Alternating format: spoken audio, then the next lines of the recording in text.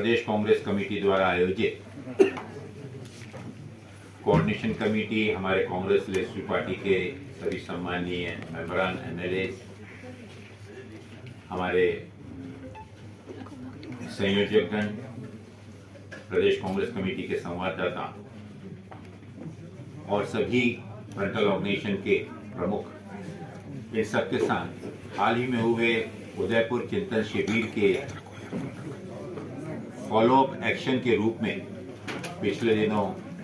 AICC से जो मार्गदर्शन और जो डायरेक्टिव्स मिले, उसके फॉलोअप के रूप में आने वाले समय में झारखंड में किस प्रकार से उन कार्यक्रमों को जो कि उदयपुर के चिंतन शिविर में डिक्लेरेशन के रूप में जारी किए गए, उसे आगे सफलतापूर्वक आयोजित करने के लिए आज की ये बैठक बुलाई गई। मुझे खुशी है कि हमारे सभी सम्माननीय नेतागणों ने इन सभी कार्यक्रमों में, जिसमें 1 और 2 जून को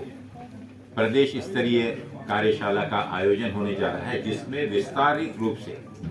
झारखंड के वर्तमान हमारे जितने भी राजनीतिक और संगठनात्मक जो विषय हैं, उसके साथ साथ उदयपुर के गाइडलाइंस पर, उसके मार्गदर्शन पर आने वाले समय में संगठन को मजबूत करने के लिए, संगठन के सशक्तिकरण के लिए, मेंबरशिप से लेकर और प्रदेश से लेकर और बूथ तक संगठन को कैसे मजबूत किया जा सकता है, और उसके लिए आने वाले दिनों में जो कार्यक्रम दिए उसके अमल करने के लिए साथ ही 9 अगस्त को प्रदेश में सभी जिला स्तर पर 75 किलोमीटर की पदयात्रा हर जिला कांग्रेस कमेटी के नेतृत्व में, सामूहिक नेतृत्व में ये पदयात्रा निकाली जाएगी, जो कि 75 किलोमीटर की पदयात्रा 3 दिन में, कहीं 4 दिन में निर्धारित समय अनुसार इसको पूर्ण करेगी। एवं 15 अगस्त, क्योंकि जैसा हम सब जानते हैं कि 75वीं भारत की आज़ादी की वर्षगांठ पर, जिसमें कांग्रेस की एक बहुत अहम भूमिका रही है और आज़ादी की इस लड़ाई में जहां सैकड़ों लाखों स्वतंत्रता संग्राम सेनानियों ने संघर्ष करते हुए अपने प्राणों की आहुति भी दी, उनके सम्मान में और इन 75 साल के इस सुनहरे अवसर पर, आज़ादी के सुनहरे अवसर का जश्न मनाने के लिए पूरे प्रदेश में हर जिला, ब्लॉक और बूथ स्तर पर भारत का तिरंगा लेकर सुबह पदयात्रा, प्रभात फेरी की जाएगी, जहां पर रघुपति राघव राजा राम गांधी जी के इस लोकप्रिय भजन के साथ, झंडा वंदन के साथ इसका समापन होगा। एवं प्रदेश स्तर पर एक भव्य कार्यक्रम आजादी के 75वें वर्ष का जश्न मनाते हुए इसका आयोजन हर प्रदेश के मुख्यालयों पर होगा और स्वाभाविक है रांची में भी इसका भव्य आयोजन किया जाएगा। साथ ही साथ जो 6 महत्वपूर्ण विषयों पर उदयपुर के जो चर्चा हुई और उसके ही अनुसरण के रूप में प्रदेश में एक पॉलिटिकल अफेयर्स कमेटी का स्थापन होने जा रहा है, जिसके तहत प्रदेश से संबंधित राजनीतिक, संगठनात्मक और अन्य विषयों पर समय समय पर राजनीतिक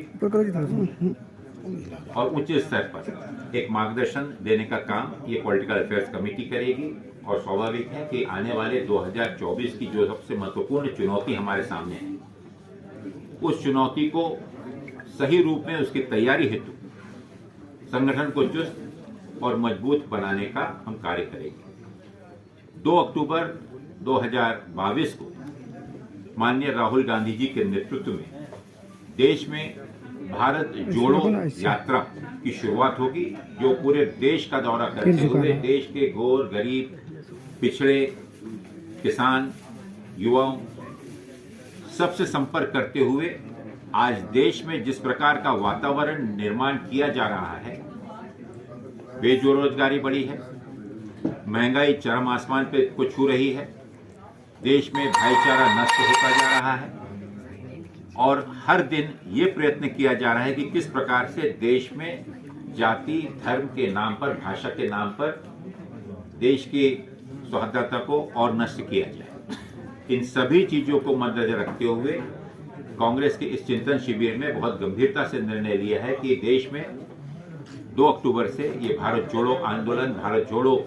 यात्रा की शुरुआत होगी, जिसका नेतृत्व माननीय राहुल गांधी जी करेंगे, जिसमें जन सामान्य को साथ में जोड़ते हुए कांग्रेस की विचारधारा को मजबूती से उन तक पहुंचाते हुए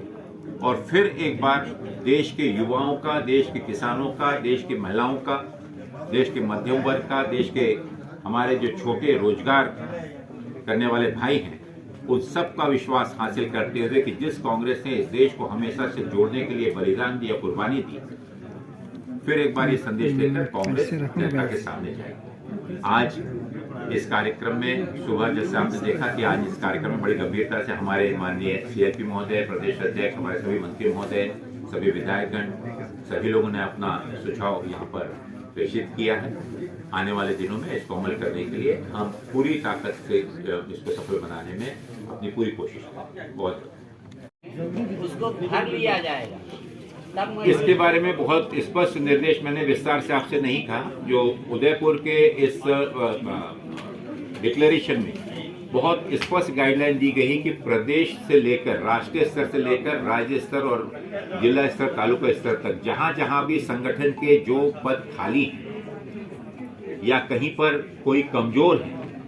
तो वहां पर जल्द से जल्द उसमें बदलाव लाकर खाली पदों पर नियुक्तियां कर संगठन की पूर्णता के लिए सबसे पहले इसको प्राधान्यता दी जाए। इसको सबसे पहला मुद्दा बनाया गया जो संगठनास्मरण पूरा करने जा रहे हैं। में बैठक हुई, ऐसे स्टेट जहां की कांग्रेस पार्टी सत्ता में है, उसको लेकर क्या कोई अलग से आप लोग प्रयास करने जा रहे हैं? क्योंकि जो मैसेज आपको देना है जनता के बीच, वो ये देना है कि हम सत्ता में हैं और हम आपके लिए कर सकते हैं, तो इस तरह का मैसेज दिख नहीं रहा है धरातल पर जो अभी राजनीतिक हालात देखने का अंदाज है। देखिए, यहाँ पर गठबंधन की सरकार है, गठबंधन सरकार के एक हम घटक है, जिम्मेदार घटक है। आज ये गठबंधन की सरकार भारतीय जनता पार्टी को परास्त कर लोगों का विश्वास इसने हासिल किया है। 5 साल उनको सुशासन देने का, उनकी सेवा करने का मौका जनता ने दिया है। मैं इतना ही कहना चाहूंगा कि झारखंड में सरकार निश्चित रूप से अच्छा कार्य कर रही है और पूर्ण ईमानदारी के साथ कोशिश कर रही है कि लोगों के जनसामान्य की समस्याओं को दूर कर सके। लेकिन दुर्भाग्य की बात है कि जिस प्रकार से ना ही सिर्फ झारखंड में बल्कि पूरे देश में जहां जहां भाजपा गैर भाजपाई सरकारें हैं, उनको ना ही काम करने देने में हर तरह की अड़चनें पैदा की जा रही हैं। सरकार को अस्थिर करने का प्रयत्न किया जा रहा है, लोगों में असमंजस फैलाने की कोशिश की जा रही है ताकि काम ना कर सकें। मैं जरूर इतना कहना चाहूंगा कि जो भी एक समन्वय के साथ में सरकार यहाँ जो चल रही है और कांग्रेस एक जिम्मेदार समन्वयक के रूप में पूर्ण रूप से इसमें अपना सहयोग प्रदान करती है और आगे भी करती है। धन्यवाद।